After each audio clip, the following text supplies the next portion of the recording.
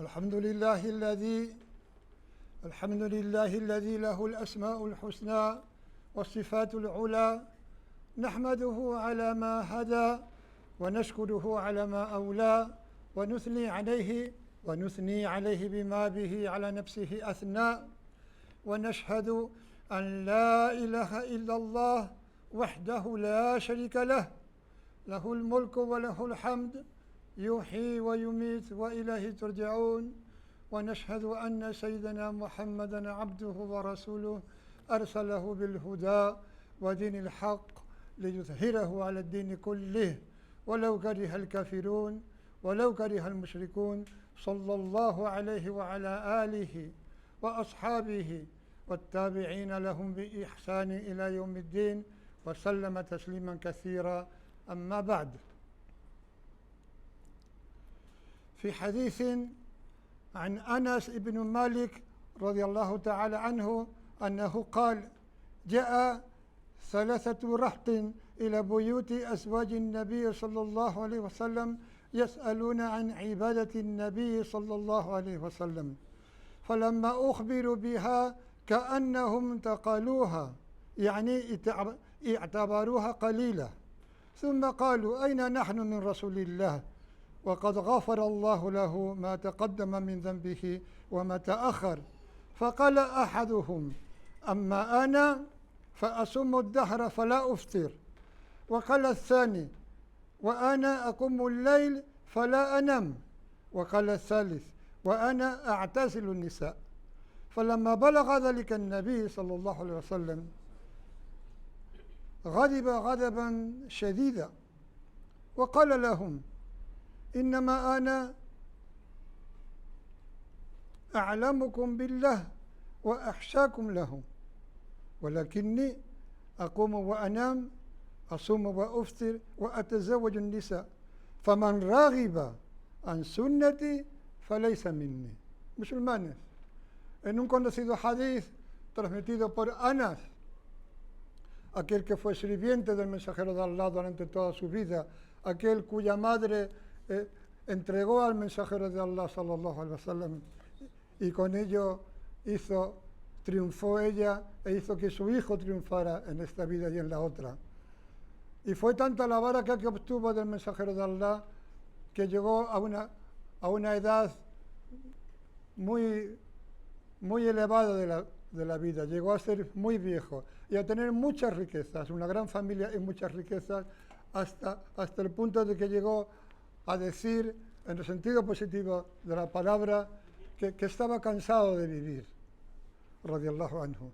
Pues de Anas ibn Malik dijo: vinieron 3 de los compañeros del profeta sallallahu alaihi wasallam a los aposentos de las esposas del profeta sallallahu alaihi wasallam para preguntar acerca de la adoración, de la ibada del profeta sallallahu alaihi wasallam. Y cuando se les informó de ello, cuando las esposas del mensajero de Allah sallallahu alaihi wasallam les informaron de ello, es como que les pareció poco, lo consideraron poco. Entonces dijeron: ¿y cómo nos podemos comparar nosotros con el mensajero de Allah? ¿O cómo podemos quedar ante él cuando a él Allah le ha perdonado lo que pudiera haber cometido en el pasado y lo que pudiera cometer en el futuro? Entonces, entendemos en el hadith que estos 3 sahaba van con la mejor intención posible, van con la intención de emular al mensajero de Allah sallallahu alaihi wasallam en su adoración.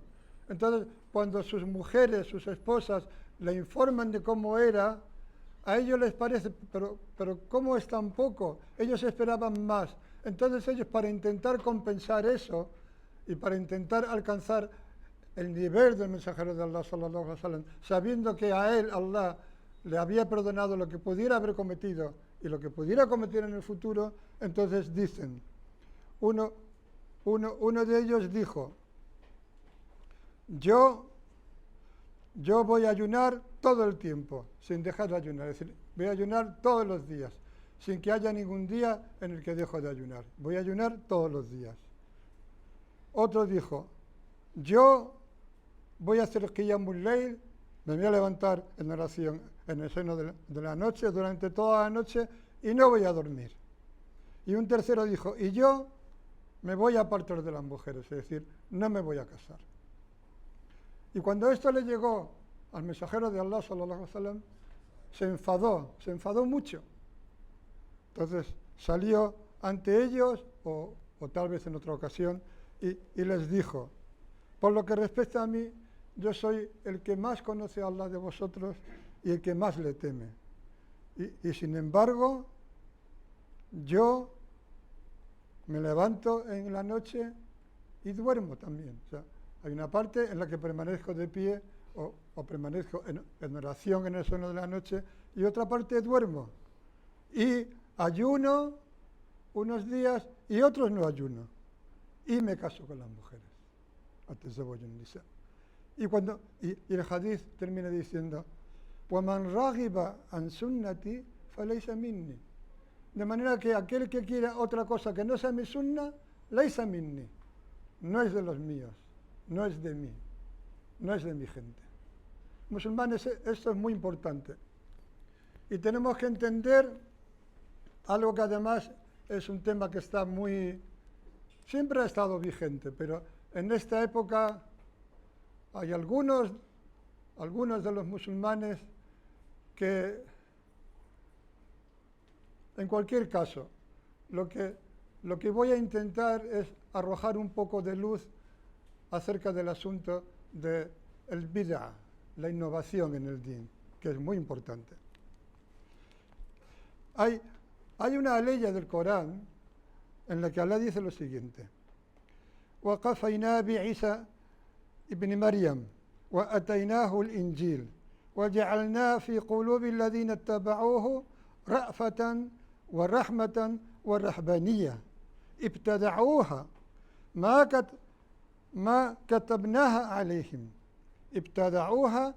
كتبناها عليهم إلا ابتغاء رضوان الله فما رعوها حق رعايتها فأتينا الذين آمنوا منهم أجرهم وكثير منهم فاسقون. Dice Allah en esta ley. Y luego hicimos, está hablando de los profetas, y en un momento dado dice, y luego hicimos que llegara, que apareciera Isa, salam, hijo de Maryam. Y le dimos el Injil, el Evangelio. Y pusimos en los corazones de aquellos que lo siguieron ternura, una misericordia mezclada con suavidad, con ternura, y misericordia, o rahbanía. Rahbanía es la cualidad del rahib, del monje, y monacato. Pero dice Allah, una rahbanía ibtada'uha, que ellos innovaron. Ibtada'uha es de la misma raíz que bid'ah. Ibtada'uha, ma katabnaha alayhim. Nosotros no se la habíamos prescrito. Ellos la innovaron. Y aún así habla de un propósito loable. Illa ibtiga'a ridwan Allah, solo lo hicieron buscando la complacencia de Allah, buscando complacer a Allah, acercarse a Allah. Fama ra'awha haqqa ri'ayatiha, pero no cumplieron con ella como hay que cumplir con ella. No cumplieron con ella verdaderamente. Así pues, aquellos de ellos que creyeron, les hemos dado su recompensa. Y muchos de ellos son fasikun, son gente que se ha salido del camino, que se ha salido de la obediencia a Allah. Aquí en esta aleya se está hablando de lo que es bid'ah, de lo que es innovación.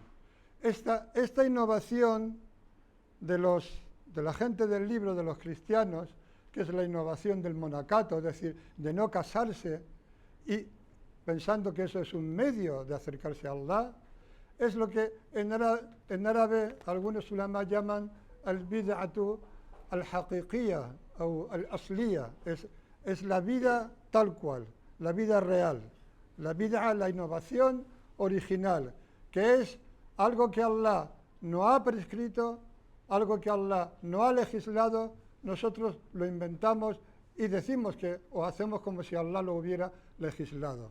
Eso es un ejemplo claro de ese tipo de bid'a. Luego hay otro tipo de bid'a a la que podríamos llamar idafía, que es algo que Allah sí ha prescrito, sí ha legislado, sí ha estipulado, pero cambiamos algo en ello. Por poner un ejemplo, todos sabemos que en el Eid al-Adha es una sunna muakkada, es wajib sacrificar. Pero una bid'a idafía sería decir, bueno, nosotros no sacrificamos corderos, ni cabras, ni nada parecido, sino que nosotros sacrificamos gatos. Eso sería una innovación añadida y sería reprobable, puesto que no se nos ha permitido hacer eso. Hay otras bid'as, vamos a hablar más en la segunda parte de la juzga, pero para poner otro ejemplo de una bid'a añadida, y que además es algo que está aceptado y sobre lo que hay un cierto consenso entre muchos ulamás, es por ejemplo el zakat al-fitr. El zakat al-fitr de Ramadán, lo que está mashru', lo que está legislado, establecido en la sunna del mensajero de Allah sallallahu alaihi wasallam, es que se paga con alimentos. Eso es lo conocido. Eso es lo que era en los tiempos de Medina. Ahora, por un consenso de algunos ulamá, por una consideración de que en términos prácticos es conveniente, se permite pagarla en dinero. Eso lo podríamos considerar una bid'a idafía. Y ya podríamos discutir sobre si es bueno o no es bueno. Para mí no lo es. Para mí no lo es porque no hay ninguna necesidad de hacerlo. Pero bueno, no voy a entrar en eso ahora. Simplemente lo he puesto como un ejemplo. Otra bid'a idafía sería decir, sallallahu alaihi wasallam dijo, hablando del ayuno y de la ruptura del ayuno, sumú li ru'yatil hilal. Ayunad cuando veáis el hilal. Entonces, una bid'a idafía sería decir, no, nosotros no ayunamos cuando veamos el hilal, sino cuando lo calculemos. Ahí añadimos algo, lo cual hace que se convierta también en una bid'a. Y es curioso, porque la gente que va por ahí persiguiendo estas cuestiones, normalmente eso no lo consideran, eso lo admiten, cuando no está claro que haya que admitirlo. Eso es una primera parte de lo que quiero decir. أقول قولي هذا واستغفر الله لي ولكم ولسائر المسلمين فاستغفروه إنه هو التواب الرحيم.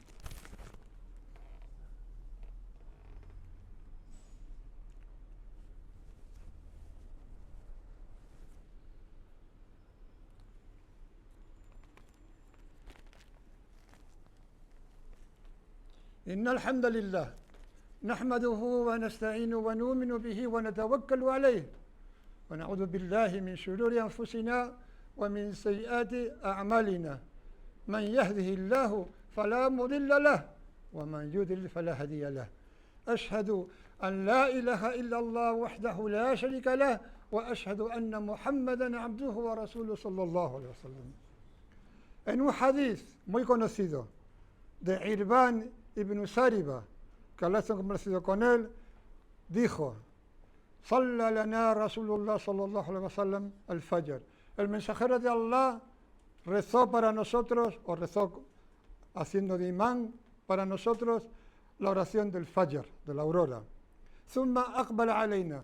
Luego se puso de cara a nosotros, fawa'adana maw'idatan baligha, y nos amonestó con una amonestación de mucho alcance, que llegaba mucho a los corazones. Darafat laha al-ayun wa wajilat minha al-qulub. Una amonestación que hizo que las lágrimas inundaran los ojos y que los corazones se estremecieran. Qulna, o duda al transmisor se dijo, dijimos o dijeron, oh mensajero de Allah, que anna hadihi maw'ida muwaddi', es como si fuera la amonestación de alguien que se está despidiendo. Así pues, usina, aconséjanos. Y sallallahu alaihi wasallam dijo, usikum bitaqwa Allahi was-sam'a wat-ta'ata wa in kana 'abdan habashiyan. Os aconsejo, os encomiendo tener taqwa de Allah, temer a Allah, y oír y obedecer, es decir, obedecer, aunque sea, es decir, aunque la persona de autoridad, el emir, sea un esclavo abisinio, y esto simplemente lo dice porque en esa sociedad era considerado el escalón más bajo de la sociedad. Y no quiere decir más que esto, porque uno de los grandes, Sahaba, uno de los grandes de aquellos a los que el mensajero de Allah sallallahu alaihi wasallam les anunció en vida que eran de la gente de jardín, fue Bilal, que era Habashi, y es uno de los grandes junto a Allah. De manera que tiene que ver con la consideración que había en la sociedad de ese momento. Luego dice, فَإِنَّهُ مَنْ يَعِيشُ مِنْكُمْ بَعْدِي يَرَى اخْتِلَافٍ كَثِيرًا. Pues ciertamente aquel que viva después de mí verá muchas diferencias, muchas discrepancias. فَعَلَيْكُمْ بِسُنَّتِي وَسُنَّةِ الْخُلَفَاءِ الرَّاشِدِينَ. De manera que aferraos a mi sunna y a la sunna de los khulafá, de los califas rectamente guiados, al-Rashidin, al-Mahdiyin. وَعُدُّوا عَلَيْهَا بِالنَّوَاجِذ. Aferraos a ellas con los dientes, con los molares, mordedla. وَإِيَّاكُمْ وَمُحْدَثَاتُ الْأُمُورِ. Y guardaos de los asuntos nuevos. فَإِنَّ كُلَّ مُحْدَثَةٍ بِدْعَةٍ. Pues ciertamente que todo asunto innovado o todo asunto nuevo es una innovación, es una bid'a. وَإِنَّ كُلَّ بِدْعَةٍ ضَلَالَةٍ. Y ciertamente que toda bid'a es un extravío. Y en otras transmisiones se añade وَإِنَّ كُلَّ ضَلَالَةٍ فِي النَّارِ. Y ciertamente que todo extravío está en el fuego. Estas son las palabras del mensajero de Allah. Estas palabras se usan en esta época para los que tienen, suponemos que todo el mundo tiene buena intención, se usan para llamar la atención a la gente, para asustar con el asunto de las cosas nuevas en el din. Y hay un detalle, dentro del propio hadith, hay un detalle en el que tal vez no mucha gente repare. Y es que sallallahu alaihi wasallam dijo, usikum bi taqwa Allah. Os encomiendo tener taqwa de Allah, tener temor de Allah. Es decir, os encomiendo que antes de emprender cualquier cosa, miréis cuál es el juicio de Allah acerca de ella. Y luego dice, وَالسَّمْعَ وَتَعَةَ وَإِنْ كَانَ عَبْدًا حَبَشِيًّا.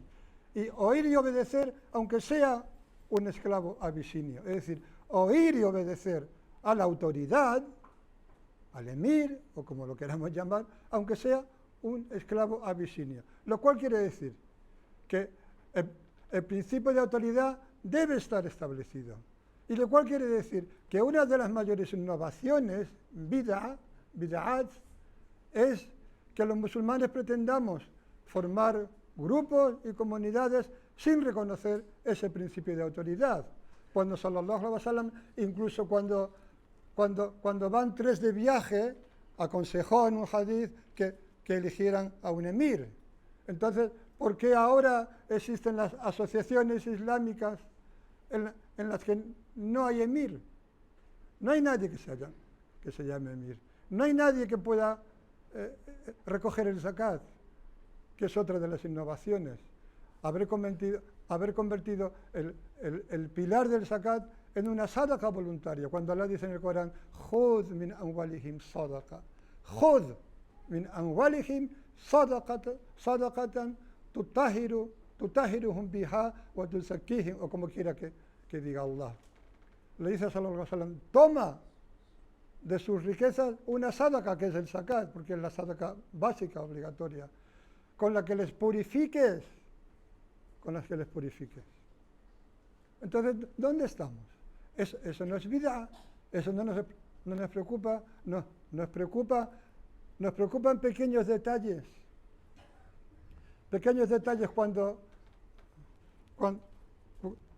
hay un hadith de, bueno, hay muchos, pero esta es una transmisión de Az-Zuhri, que dice, Dajaltu ala Anas ibn Malik, entré en presencia de Anas ibn Malik, Bidimashq, en Damasco.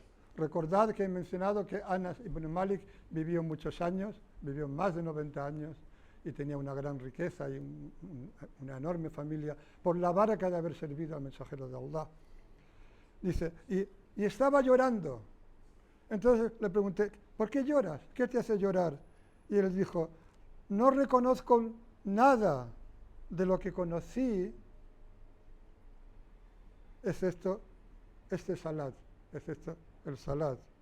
وهذه لا أعرف شيئا مما أدركت إلا هذه الصلاة وهذه الصلاة قد دعيت e incluso este salat se ha malogrado, es decir, ya no es lo que era. Bien porque la gente hace la oración fuera de tiempo o porque las juntan, o incluso la forma en la que la hacen. En esta época, musulmanes, ayuha al muslimun, hay demasiadas manías, demasiadas cosas en torno a esto y se nos olvida qué es lo esencial. Perseguimos a la gente porque hace algo que no hemos visto en la televisión, porque pensamos que lo que se ve en la televisión es lo más correcto, pero no es así. Musulmanes, tenemos que saber. Y ahí me dirijo muy en particular a la gente de la bendita tierra de Marruecos. Tienen que saber, tenéis que saber, tenemos que saber que la tradición que existe en Marruecos es lo más cercano al modelo original de Medina al-Munawwara. De manera que nadie puede venir a decirnos que su forma es mejor y está más cercana al origen. Entonces no hay nada de lo que avergonzarse. Y hay algunas cuestiones que quiero mencionar. Por ejemplo, la recitación en grupo que se hace en Marruecos. La gente en las mezquitas se reúnen después de Maghrib, después de Fajr, y recitan un hizb del Corán en Yamá, en grupo. Esto no lo hacían los sahaba. Esto no se hacía en la época del mensajero de Allah. De manera que, en un sentido, es una bid'a. Pero, ¿qué tipo de bid'a es? Veamos los frutos. O sea, recitar el Corán en grupo hace que la gente que ha memorizado el Corán lo pueda repasar. Aparte de la baraka que tiene recitar el Corán en las mezquitas. Se recita en grupo, pero cada uno lo está recitando él. No se hacía en los primeros tiempos, es cierto, pero luego se innovó. Y en ese sentido hay un hadith también de Sallallahu Alaihi Wasallam que dice, que es muy conocido, y que los que dicen que esa recitación es bid'a lo quieren entender de otra manera, pero el hadith es bastante claro. Dijo Sallallahu Alaihi Wasallam, Man sanna fil islami sunnatan hasanatan falahu ajruha wa ajru man amila biha min ba'dihi min ghayri an yanqusa min ujurihim shay. ومن سن في الإسلام سنة سيئة فعليه وزرها ووزر من عمل بها من بعده من غير أن ينقص من أوزارهم شيئا. Traducido, el que establece en el Islam, y utiliza el verbo sanna, que es la raíz de sunna, una práctica buena, tendrá su recompensa y la recompensa de aquellos que la pongan en práctica después de él, sin que eso suponga ningún menoscabo en la recompensa de ellos. Y quien establece en el Islam una mala sunna, una mala práctica, recaerá sobre él su falta, su carga y la falta de aquellos que la pongan en práctica sin que eso suponga ningún menoscabo en las faltas de ellos. Y por eso, cuando Umar ibn al-Khattab, que está dentro de de eso que dice sallallahu alaihi wasallam en el hadith cuando dice فَعَلَيْكُمْ بِسُنَّتِي وَسُنَّتِي الْخُلَفَاءِ الرَّاشِدُونَ, de manera que aferraos a mi sunna y a la sunna de los khulafa ar-rashidun. Entonces, Umar ibn al-Khattab fue el que juntó a la gente en las mezquitas para hacer el tarawih. Antes no se hacía.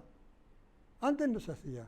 En la vida del mensajero de Allah, sallallahu alaihi wasallam, no se hacía. Hubo unos intentos, pero no se llegó a hacer.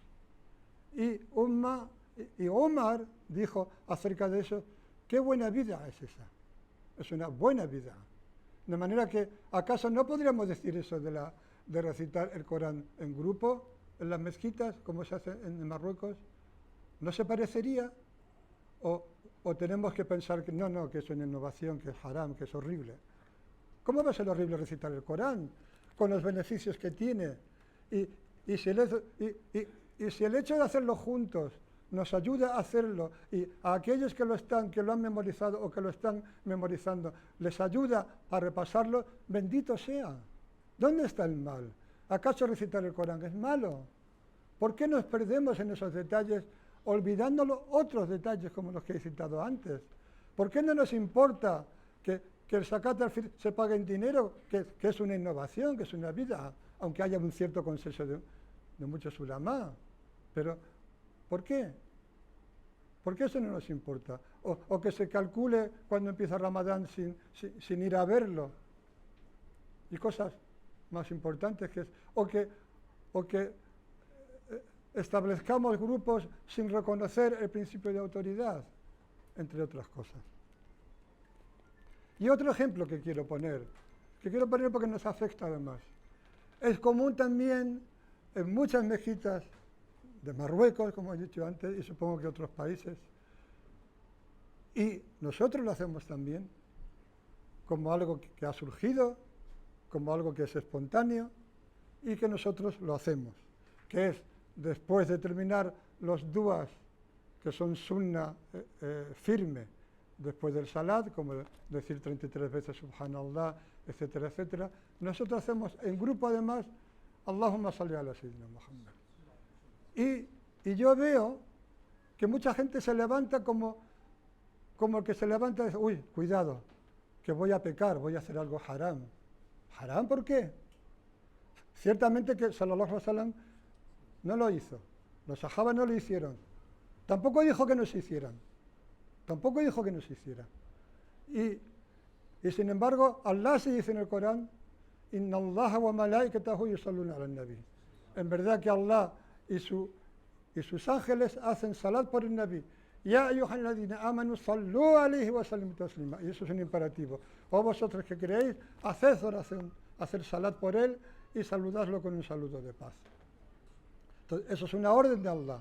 Esa orden no está limitada a ninguna circunstancia, a ningún número, a ningún momento. La podemos hacer cuando queramos. ¿Y qué mal tiene que hayamos decidido que es bueno que después del salat lo hagamos para al menos asegurarnos un número de salatu al nabi a lo largo del día? ¿Qué tiene de malo? ¿Y qué tiene de malo que lo hagamos en grupo? ¿Qué pasa? Los sahabas no lo hicieron, es cierto. Sallallahu alaihi wasallam no lo hizo, es cierto. ¿Pero qué pasa? No es una sunna buena, no es algo bueno.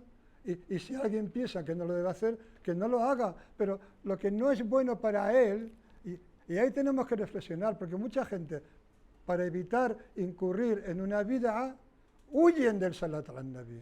Se van. ¿Qué es peor? Yo no digo que haya que hacerlo. Nosotros no decimos que eso forma parte de las sunnas del salat. Nunca lo hemos dicho y nunca lo diremos, que Allah nos proteja de ello. Pero ¿dónde está el mal? O sea, con todos los problemas que hay en la umma, con todas las desviaciones que hay en la umma, recordad a Anas ibn Malik llorando en Damasco porque no reconocía nada del Islam de la gente excepto el salat, y aún en el salat estaba viendo que estaba así y así. Esos son los primeros tiempos, y hay más de un testimonio de esto, no es el único, hay bastantes. ¿Qué reconocerían los sahabas si se levantaran entre nosotros? ¿Qué reconocerían de nuestro salat? ¿Qué reconocerían de nuestro Islam? ¿Qué reconocerían del Islam de esos de esos que van persiguiendo a los demás musulmanes, señalándolos con el dedo, diciéndoles bid'a, bid'a, bid'a? ¿Qué bid'a?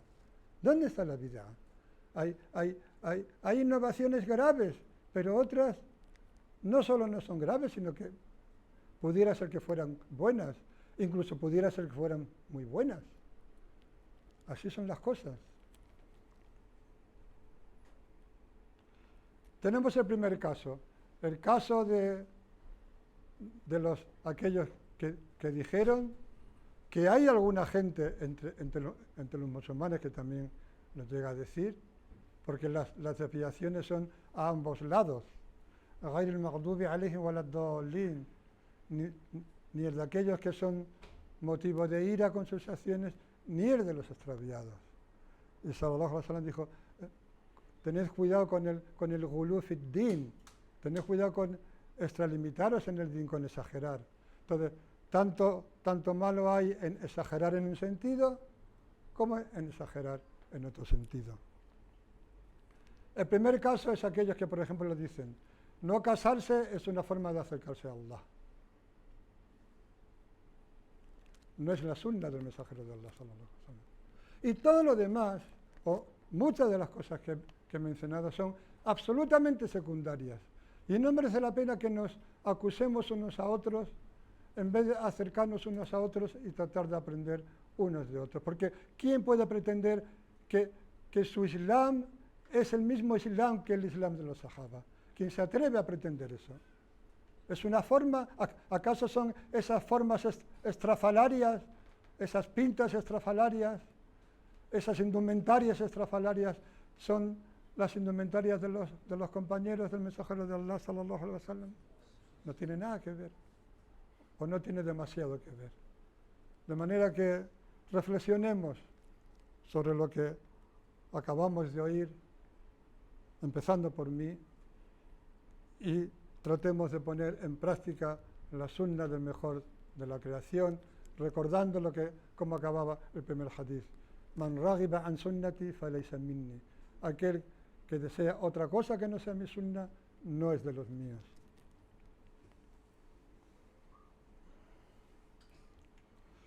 Allahumma a'izz al-islam wal-muslimin wa adhill ash-shirka wal-mushrikin. Allahumma barik ala al-muslimina fi kulli makan. Allahumma barik ala ikhwanina fi Gaza wa Palestina wa fi Lebanon. Allahumma ansurhum ala a'daihim. Allahumma ansur alayhim rahmatak wa fadlak. Allahumma alayka bi a'daina wa a'daika ya rabbal alamin. Oh Allah, bendice a la umma del Islam. Bendice a todos y a cada uno de los musulmanes donde quiera que se encuentren. Muy especialmente a la gente de Gaza y las tierras limítrofes. Oh Allah, haznos vivir y morir como musulmanes. Concédenos una descendencia recta. Bendice a nuestros hijos.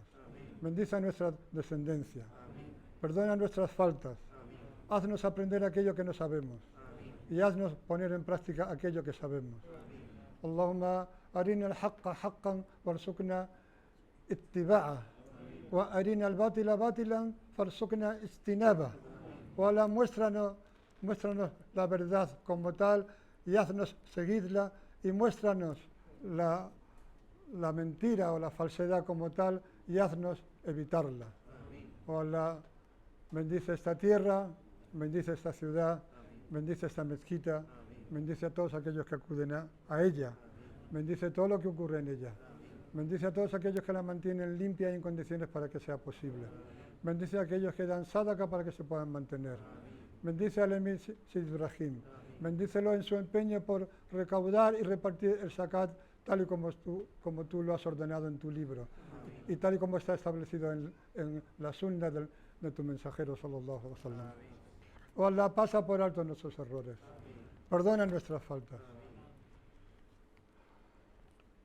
y concédenos un sello final, un husn al-khatima a nuestra vida con la shahada en el corazón, la shahada en los labios y el imán en el corazón. Oh Allah, te pedimos que bendigas a todos y cada uno de los enfermos de nuestra comunidad.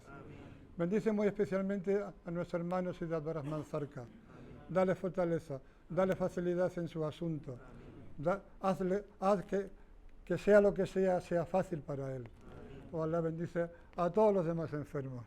Y ten misericordia de todos aquellos de nosotros que ya fueron a tu encuentro. Inna salata tanha anil fahshay wal munkar. Wa dhikrullahi akbar. Wallahu ya'lamu ma tasna'un. A'idukum la'allakum tadhakkarun fa aqimus salah.